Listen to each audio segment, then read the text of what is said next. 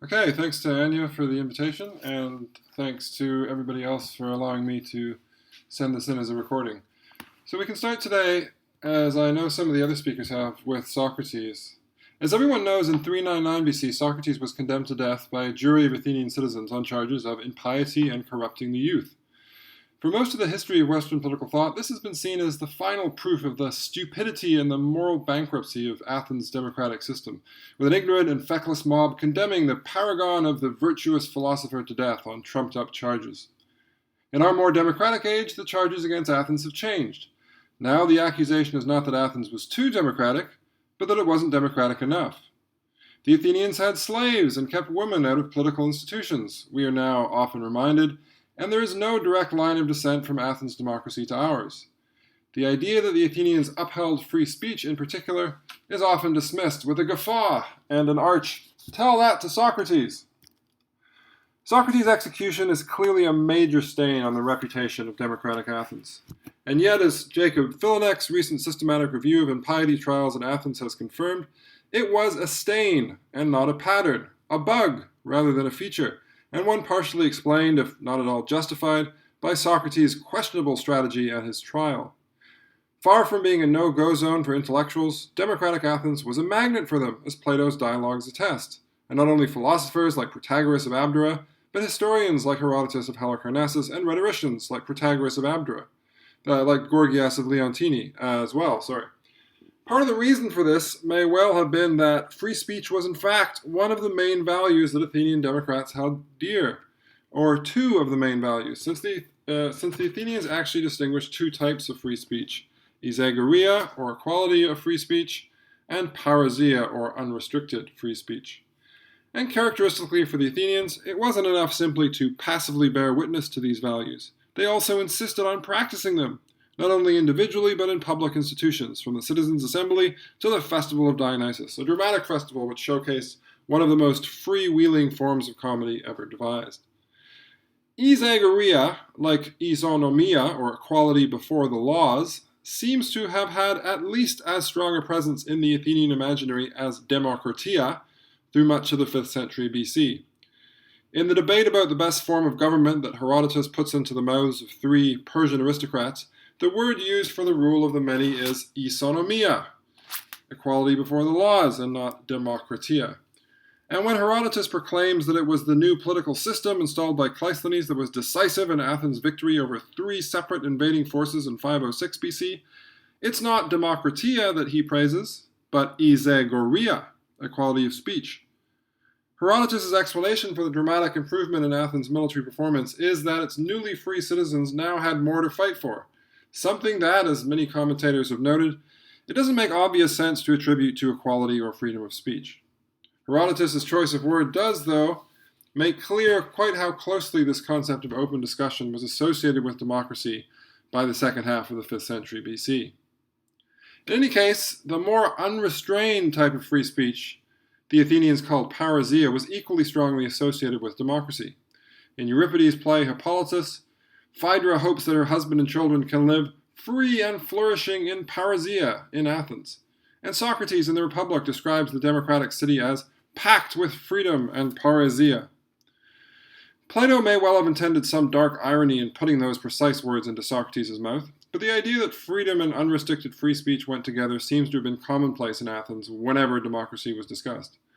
Why was this sort of unhindered free speech seen as salutary in democratic Athenian society? Well, perhaps because parrhesia, as a character in Euripides' Suppliants implies, allowed the weaker members of society to have their say, permitting them to push back and hold their own against wealthier and more powerful citizens, if only every now and then. But parrhesia didn't just help people lower down on the social hierarchy speak up against their supposed betters. It also allowed intellectuals to speak up against the reigning orthodoxies of the day. Socrates in Plato's dialogue Gorgias, for example, encourages one of his interlocutors to speak frankly, adding that he is clearly saying things now which others think but do not want to say out loud. And Aristotle describes the great-souled man as a frank speaker, parrhesiastes, since hiding things is characteristic of people who are afraid and who care less for the truth than for opinion. If you asked an Athenian democrat where you could witness isagoria in action, he would likely point you to one of the city-state's formal political institutions, and above all, to the flat-topped hill called the Pnyx, where 5,000 or 6,000 citizens would gather in an assembly some 40 times a year to have their say and make decisions about the major issues facing the polis. Our sources suggest that rich, well-educated rhetorets or orators had an outsized influence on debates, but also that lower-class men could and did have their say too. And Democrats seem to have recognized that this was a crucial part of their democratic practice. It's in response to Socrates' amazement that the Athenians allowed shoemakers, carpenters, and pretty much any man to speak in the assembly that Protagoras responds in the so-called Great Speech written up by Plato, one of the fullest and richest statements of Greek democratic ideology that we have. And it's with this practice in mind that Demosthenes, that great doomed defender of democracy, advises the Athenians to listen to everyone who wants to offer advice, because that will mean that they have a variety of proposals to choose from. If you asked an Athenian Democrat where you might see and hear some parrhesia, though, he would probably point you towards the large, roughly shaped area with wooden benches on the south side of the Acropolis, the Theatre of Dionysus. The stone seating you see there would only come later on in the 4th century BC, late 4th century BC. In his speech on the peace, the orator Isocrates complains that even though this is a democracy, there is no parrhesia, except here in the assembly, for the most mindless speakers, and in the theatre for the writers of comedies. Isocrates was almost certainly wrong that there was no parrhesia anywhere else in Athens, and he himself, in fact, praised it in another speech as enabling the kind of criticism that could help a man improve his character among his family and friends. But it's clear that there's an expectation for Isocrates that a democracy will feature unrestricted free speech, and it's clear that he sees comic playwrights as the most reliable source of this sort of free expression. Nobody who's seen or read the plays of Aristophanes will be surprised at this association between comedy and unhindered, sometimes even offensive, free speech. Aristophanes' 11 surviving plays, the only complete examples we have of the hard-hitting, no-holds-barred genre of old comedy, are brimming with obscenities, both scatological and sexual. Comedy was associated with abuse, or kakegoria, bad public speech, which was the main reason that Plato banned comic poets from his ideal city of Magnesia. Actors wore an exaggerated paunch and an outsized phallus as part of their costumes and acted out defecation and sexual acts on stage. Characters shifted from mock tragic at one moment to broadly orgiastic the next, creating an effect that probably has its closest modern analogy in fast-moving, nothing-is-off-limits cartoons like South Park or Family Guy. And the plots can be similarly outlandish. A farmer who's had enough of the Peloponnesian War drawing up his own private peace treaty with Sparta and the Acarnanians, women bringing the war to an end through a coordinated sex strike in Lysistrata, a man flying to the abode of the gods on a giant dung beetle in peace. And yet, despite Athenian comedy's strong tendency towards boundary busting, obscenity, and even abuse, it had a key role in one of the most important festivals in the Athenian calendar. The Great Dionysia was, as its name suggests, first and foremost a religious celebration, sacred to the god of wine and of theater. But it was also a civic occasion with grand processions, sacrifices to the gods, ceremonies honoring benefactors, and so on. Ephebes, or cadets who had been brought up at the state's expense, were displayed to the city, and delegations from across Athens' Aegean Empire presented their tribute of silver. Because this was, after all, a festival mounted and run by the Athenian state. The men who produced the tragedies and comedies were appointed by city officials and could compel citizens to act in the plays and exempt them from military service. Playwrights applied to the state, and if successful, they received a stipend from it. And plays were ranked by citizen judges chosen from Athens' 10 tribes by Greek Democrats' favorite selection procedure, random allotment. As the fate of Socrates has already reminded us, classical Athens wasn't a free speech utopia, and this may have applied to the theater as well. The citizens could lose their right to isagoria if they committed one of a number of unspeakable crimes, such as throwing your shield away in battle, a very unhelpful thing to do for anyone fighting in a phalanx, or for male prostitution. And if you falsely accuse someone of these crimes, you could be taken to court. We hear of a couple of decrees limiting free speech that were passed in the second half of the 5th century, and Aristophanes himself was indicted by the politician Cleon, one of his most frequent targets, for ridiculing the city-state and committing hubris against the Athenian people. But whatever reality these limitations may have had in the law, and we have some reason to doubt the historicity of one of the decrees limiting speech, they simply do not seem to have had much effect. Cleon's suit against Aristophanes seems to have failed, and the playwright got away with mocking Cleon and other powerful politicians in the most unrestrained manner, including for so-called unspeakable acts like throwing away their shields or selling their bodies. We have then two quite different concepts of free speech, each of which had its own tendencies and to some extent its own domain, or at least settings where it was especially cultivated and where it could flourish more fully. The word isagoria derives from isos, which means equal, and agora, which could mean a town square or marketplace, as in the Athenian agora, but also a popular assembly or something said in a popular assembly. It is hence no surprise that we find isagoria, a quality of public speech, associated with formal political institutions and with an equality of political speech in particular. Parrhesia, by contrast, suggests that anything or even everything can be said. The first element in the word comes from pas, all, as in panpsychism, while the second comes from rhesis, another word for speech and a cousin of the word for an orator, rhetor. And as we have seen, parrhesia's domain is broader and less fenced in than isagoria's. It feels at home in social contexts, but really comes alive in the ribald world of comedy. If it is associated with an institution, it is the festival of a god associated with drunkenness and the transgression of norms.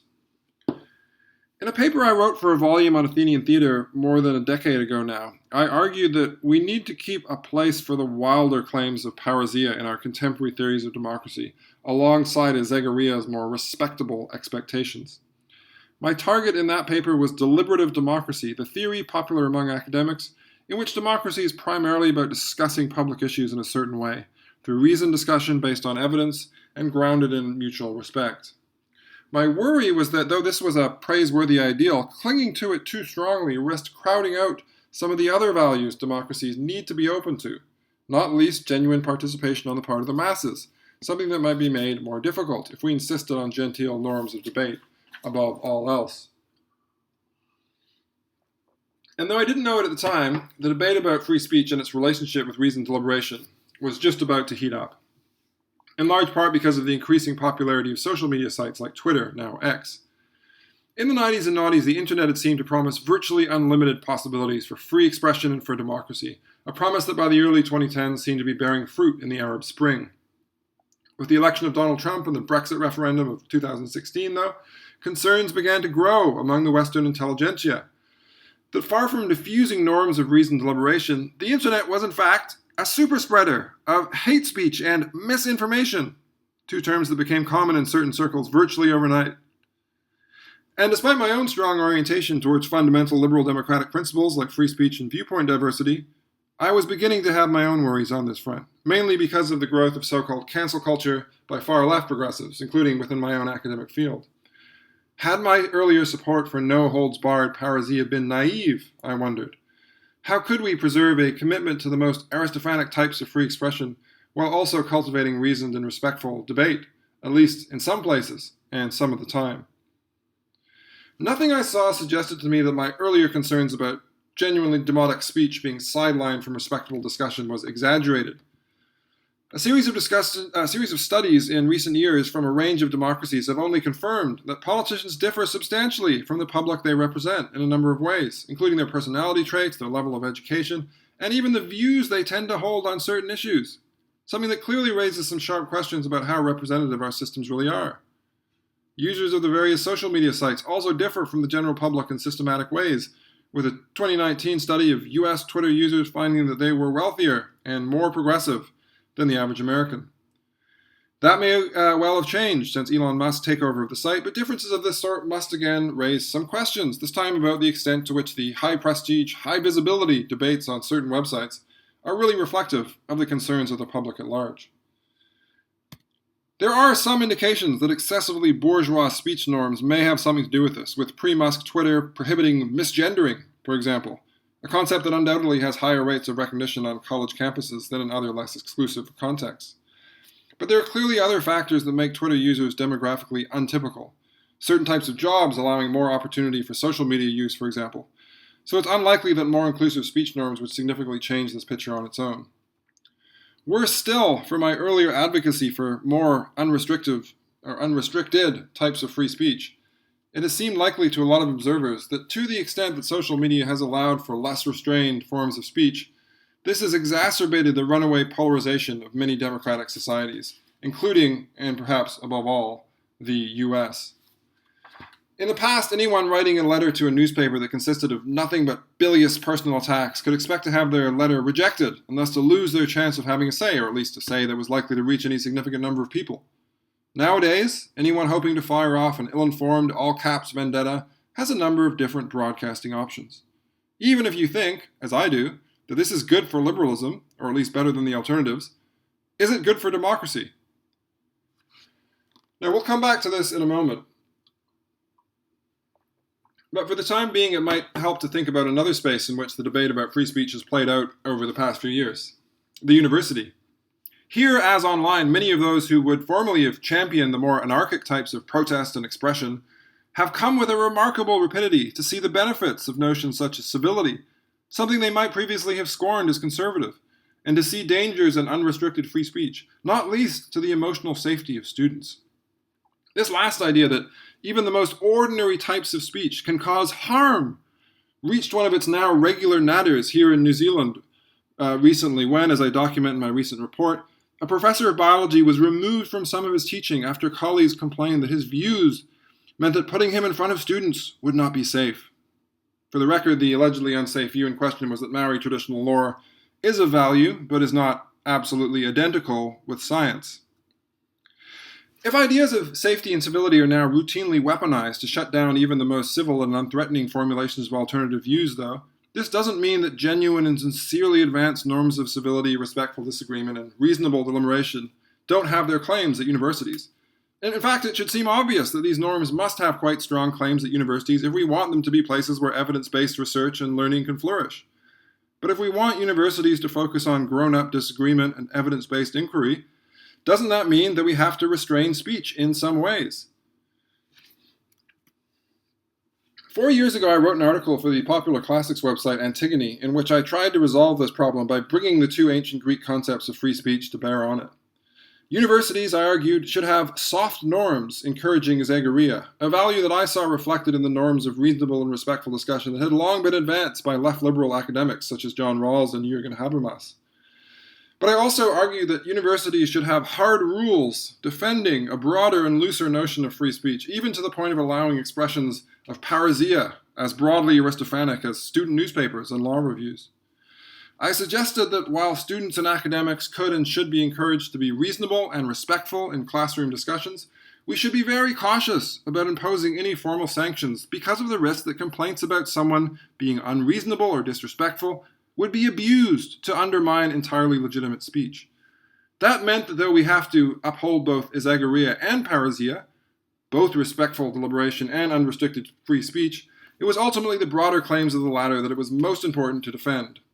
And if I can push this line of thinking forward a little more today, I would say that thinking about free speech in both democratic Athens and at modern universities has increasingly led me to see free speech as partly a matter of context. I hesitate to put it that way because the idea that free speech is contextual is often wheeled out by those hoping to shut down speech they disagree with, and nothing could be further from my purpose than that. What I mean to say is that esegeria and parrhesia were both democratic values, even though they were different, just as reasonable deliberation and heterodox open-mindedness are both liberal and academic values, even though they are different. The precise free speech norms that were encouraged in the Athenian assembly and in the theater of Dionysus were different. And that was ultimately a good thing, because it ensured a certain level of reasonableness and orderliness in Athens institutions, while also ensuring that satire and open-ended social criticism had its place in the theater. And encouraging a range of different free speech norms in different contexts in our own society should also benefit our societies as democratic societies as well as free ones. In the end, then, I don't regret my previous suggestion that modern Democrats should bear the claims of parrhesia in mind as well as those of esegeria. And this is partly because I see the two as ultimately complementing rather than opposing one another. At the very least, implausible claims about how vigorous self-expression undermines open discussions are swallowed much too readily these days. The idea that the Auckland biology professor's views would be unsafe in the classroom being a case in point. The Athenians put so much value on the unrestricted type of free speech that they set aside a whole day of a state-sponsored multi-day religious festival to the rudest kind of comedy imaginable. My point is not that we should support parrhesia in exactly the same way that the Athenians did, something that would in any case be a tall order these days when worshippers of a literal Dionysus are in short supply. But in an age of campaigns and even laws against hate speech, we can and should do more to restore parrhesia to its rightful place as a liberal and democratic value, alongside the tamer values of respectful deliberation. In particular, speech that looks disrespectful and even faintly horrifying to intellectual and moral elites can play a crucial role in bursting, if only temporarily, norms and taboos that act to exclude ordinary people from public discourse. We are now highly vigilant about the possible harms of offensive speech in our society, but we need to remember that taboo-busting expression can also have social benefits. In terms of where the debate about free speech goes from here, I think we would benefit from gaining a subtler sense of different contexts for speech. By historical standards, the classical Athenians had a highly sophisticated set of institutions that often functioned as fora for speech of different sorts, from local assemblies through to panels of randomly selected officials, through to the comedies and tragedies performed at the city's dramatic festivals. Today, though, these analog institutions look quite simplistic. Today, we have a dizzying array of different contexts for speech, with even social media sites differing in terms of their precise settings and hence the precise set of incentives that shape the speech and expression that goes on those platforms. It's my sense that we underestimated how much of a difference apparently tiny tweaks, having a dislike button, say, can make to the atmosphere of certain sites and hence to the character of the discussions that go on there. We need to think more about how to ensure that both reasonable good faith discussions and freewheeling memeing and shitposting are possible online, if not always within one social media site, then at least across the whole set of them. Since I'm likely to be misunderstood here, let me close by repeating once again that my purpose is very much not to justify censorship or even heavy-handed content moderation with an appeal to democratic values. As with universities, I believe that while certain norms can be encouraged in certain settings, we should be extremely cautious about using hard rules, let alone laws, to regulate speech. Within universities, that would mean encouraging polite disagreement while resisting the temptation to punish speech that strikes us as impolite with professional consequences, except perhaps for very extreme cases. In society as a whole, this would mean treating attempts to add new legal restrictions with extreme skepticism, even while allowing people to opt in and out of various platforms that shape their discursive environments with softer incentives such as increased or decreased reach. So let's return finally to Socrates and to that moment in Plato's Gorgias where Socrates encourages one of his interlocutors to speak frankly, adding that he's clearly saying things now which others think but do not want to say out loud. Obviously, and to say it again, Socrates' ultimate fate reminds us that the Athenians' record when it came to upholding their democratic ideals was far from flawless. The textual and historical record, though, makes clear that ancient Athenian democrats did value free speech, and that this included not only an ideal of respectful, reasonable deliberation, isagoria, but also an edgy, taboo-bursting kind of expressive freedom, one that helped ensure that citizens could explore ideas and express themselves even in the face of crushing social pressure, parrhesia. If there's one thing that the ancient Athenians have to tell us today, I would suggest, it is that true democracies find a place for the second kind of free speech as well as the first. Thank you.